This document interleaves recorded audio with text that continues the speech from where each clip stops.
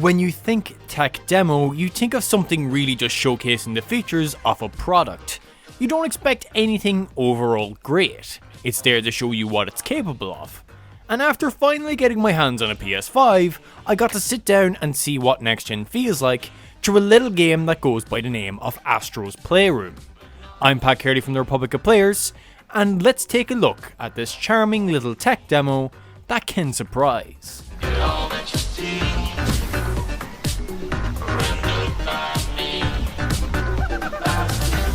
The game is, in all honesty, a celebration of PlayStation as a whole. You make your way through many different areas, all named after parts of a console. The game even taking place in a PS5 as you go through the GPU and cooling fans. To give an example, it's a neat little premise and a cool way to team its levels.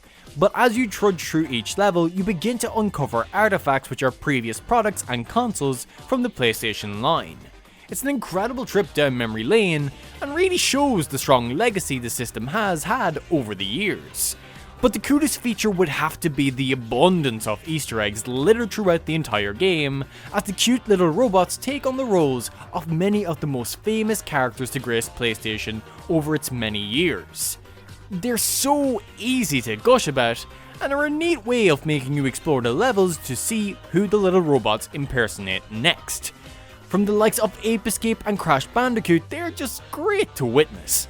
Now, with this being a tech demo, its main purpose is to show you what a PS5 can offer, and it shows this mainly through the controller, which is downright incredible.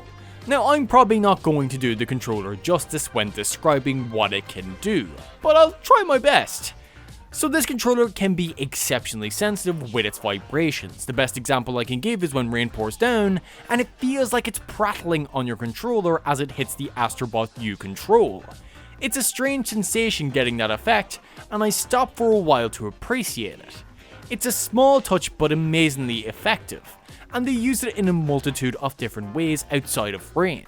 When you switch between different terrains, it changes and captures what it feels like to be on that surface. Overall, it's an incredibly immersive experience that really does add to the gameplay in a meaningful way that I honestly wasn't expecting. It leaves a strong impact and is something you really have to experience for yourself. But we also got the adaptive triggers that can put up resistance when you're pulling a bow, shooting a Gatling gun, or crushing an object. This is the main feature I can foresee a lot of developers using, as it's probably the most efficient feature at getting that feeling of you're actually doing this. It really envelops you in the moment and is super satisfying, like beyond anything. This is the standout feature, but they go above and beyond to show you how it can be used. There's an example from when you're climbing a cliff and have to apply a little pressure on certain areas so they don't break and you can continue on. So you're not fully pushing down on the trigger. This is an interesting way of doing things, and I will be curious to see how it's used in the future. Now, there is other things like blowing into the controller, sound coming from the controller, and also having some motion controls, but I don't see them getting used that much at all. They felt more gimmicky in the grand scheme of things, and I think this is the biggest problem I have with this game. Most of these features will never be used for a good majority of games, as they are way too specific. It would be interesting to see more games based around all these functions being made, yet that might be more of a hindrance on developing a game if they had to put it in. Time will only tell, but it will be interesting to see what developers choose to incorporate into their games. And going by PlayStation's track record with the PS3 6-axis and the many gimmicks for the Vita, it doesn't look promising.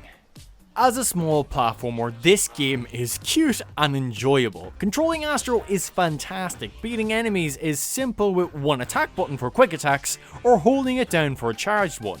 Though you can also take out foes with your jet feet. There's also sections where things get mixed up, from taking on the form of a ball to being a monkey and climbing.